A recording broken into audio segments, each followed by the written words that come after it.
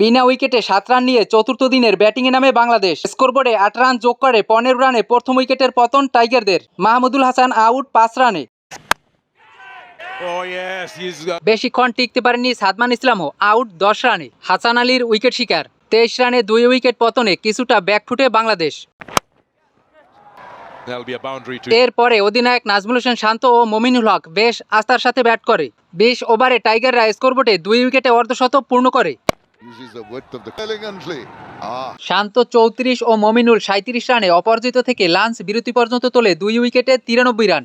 এতে বাংলাদেশের লিড দাঁড়ায় 120 রানে। বৃষ্টির কারণে খেলা মাঠে গড়ায়নি দ্বিতীয় সেশন। খেলা শুরু হয় চা বিরতির পরে।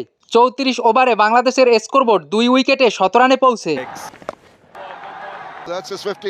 মমিনুল হক 105 বলে দ্বিতীয় ইনিংসও অর্ধশতক পূর্ণ করে। প্রথম ইনিংসে 17 রান করা অধিনায়ক নাজমুল হোসেন শান্ত ষষ্ঠ অর্ধশতক তুলে নেয়। বৃষ্টির কারণে ম্যাচে সুবিধাজনক অবস্থায় পাকিস্তান। মমিনুল হক আউট 56 রানে। 128 রানে তৃতীয় উইকেটের পতন টাইগারদের। নাজমুল শান্ত 58 ও মুশফিকুর রহিম 16 রানে অপরাজিত থেকে 152 রানে চতুর্থ দিন শেষ করে। চতুর্থ দিন শেষে টাইগারদের লিড 179 রানের।